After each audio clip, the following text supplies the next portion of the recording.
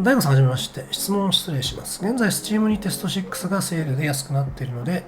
購入しようと思っています。ですが私は今までキーボードとマウスのみでしかゲームをしてこなかったのでコントローラー選びに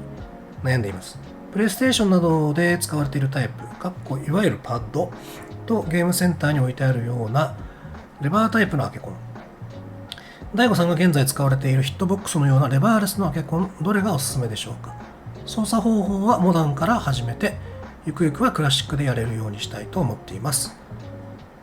長文失礼しました。お答えいただけると幸いです。よろしく、お願いします。まず私にはヒットボックスという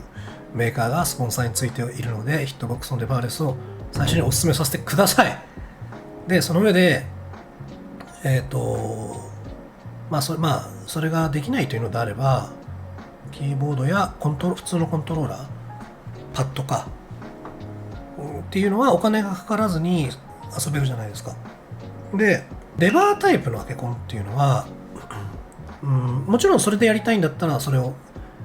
でプレイするのはいいと思うんだけども、やっぱり余計にお金がかかっちゃう。もちろんヒットボックスもそうなんですけどね。余計にお金がかかっちゃうだけのメリットが今レバータイプのコントローラーにあるかっていうと、はっきり言ってないです。理由は、そもそも昔は家庭用のゲームとゲームセンターのゲームって、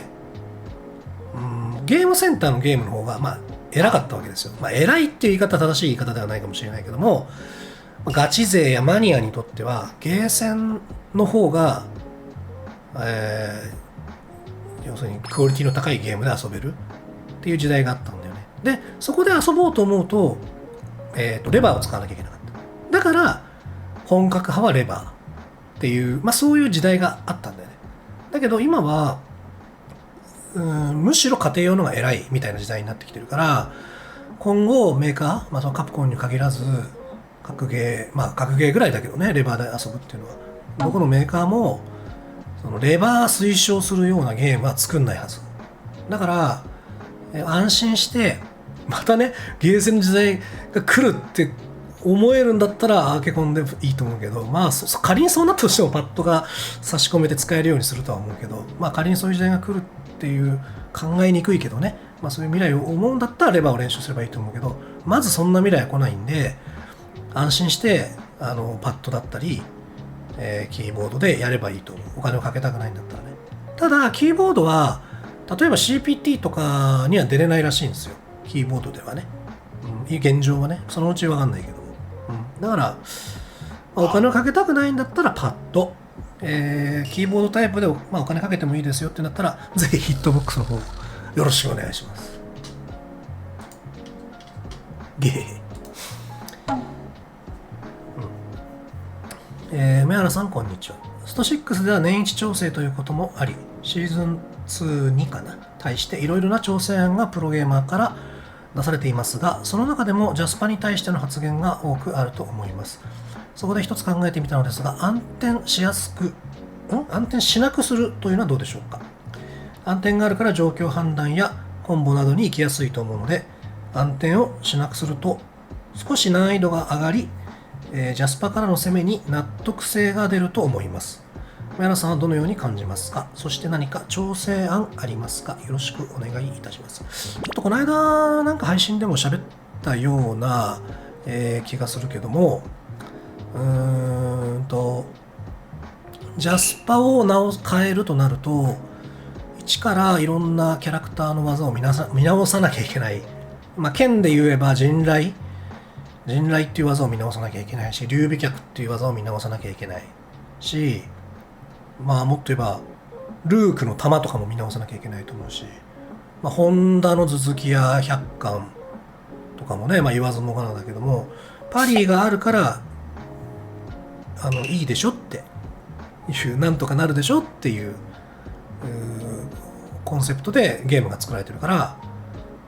じゃあパリを弱くするっていうのはないよねって思う。で、落としどころとしては何なんだろうなって考えたときに、今ってジャスパした側がドライブゲージもすげえ回復するんだよね。でジャスパっていう非常にその運の要素が強い、行動というかご褒美にもかかわらずめっちゃリターンがあると、ドライブゲージが回復するっていう意味でね。だから落としどころとしてはそのドライブゲージの回復量というかドライブゲージ格差、生まれるドライブゲージ格差みたいなものをもう少し減らすとバランスというか、システムが強すぎないという感じになるのかなとは思うんだけど、でもこれは競技目線の話で、ゲームとしての遊びで考えたら今ぐらいでいいんじゃない？だからみんな好きでしょ、ああいうの。パリーンからさ、自分の好きなコンボを決めてさ、ね、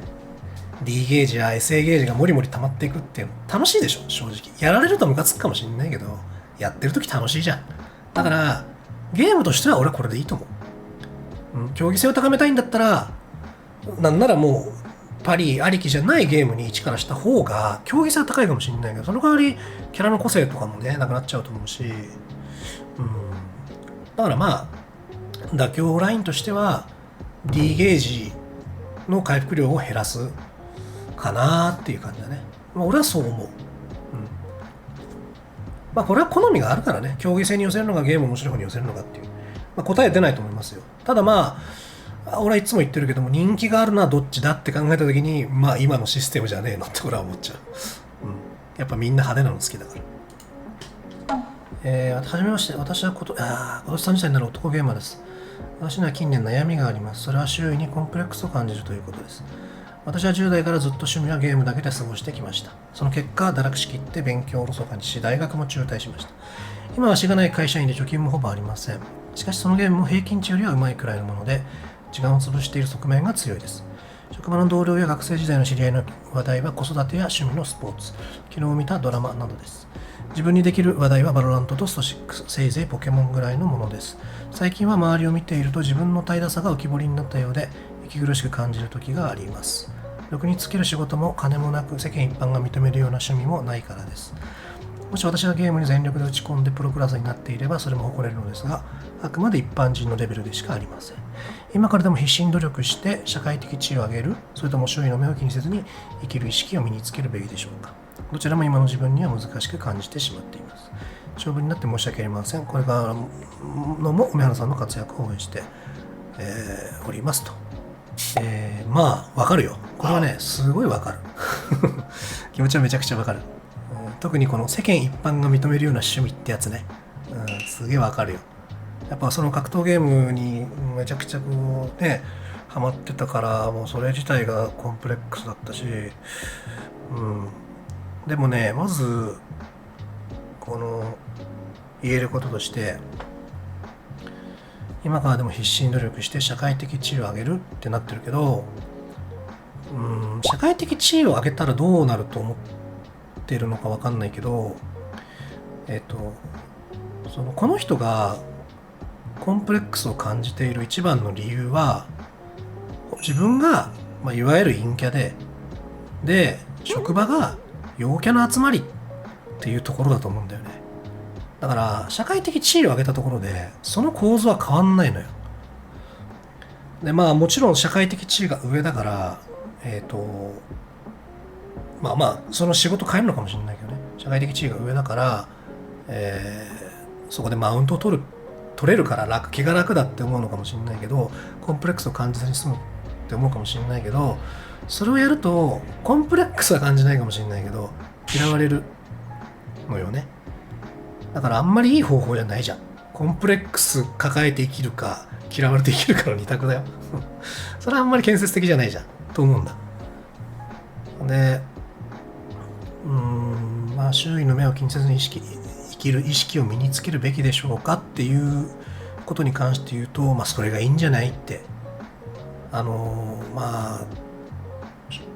正直に言うと30歳になってこれを考えてるようなんだったら、そもそもね、性格的にあ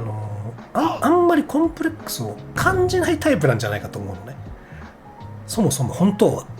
コンプレックスを感じにくい人間で、感じにくい人間にもかかわらず感じるぐらいの今環境なんだと思う。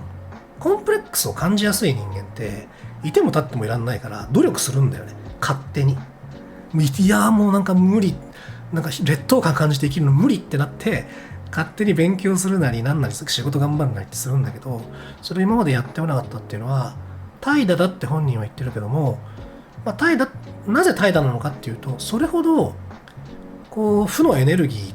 要するにエネルギーに変えるような負の感情がなかったっていう裏返しもあるの。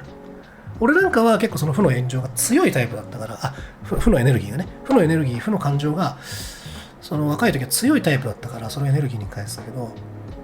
まあこの人はそもそもそういう負の感情を抱きにくい、なんかいい性格の人なんだと思うんだ。あっけらかんとしたいい性格の人だと思うから、なんかそれも良さだから、そのまま生きたらいいんじゃねえかなって思うから、仕事は我慢して、仕事の同僚がどういう人間かっていうのは運ゲーなんで、我慢して、でスト6とかバロラントとかポケモンで同じ共通の趣味を持ってる人と、そういう人を探し出して仲良くしていくっていうのがいいんじゃないかなと思う。で、この社会的地位云々とか、世間一般が認める趣味云々っていうのは、今30でしょ、30ぐらいだとまだあると思うけど、40ぐらいになればもう気にならないから、麻痺してくるからもう諦めれるし、だから今はたまたまなんかそういうコンプレックスを感じる時期かもしれないけど、別に悪いことしてるわけじゃないから、あんまりその気にせず、方向としては周囲の目を気にせずに生きる方向でいけばいいんじゃないかなと思うけどね。陰キャが陽キャになるのは無理なんで、やっぱそればっかりは無理なんで、俺だって今その生きてる環境が全部陽キャに囲まれてだったらマジで生きづれーってなると思うよ。今そうやって人と関わんないで生きていけるから、いいけど、陽キャに囲まれた時俺もきついもんね。気持ちはすごいわかる。頑張ってください。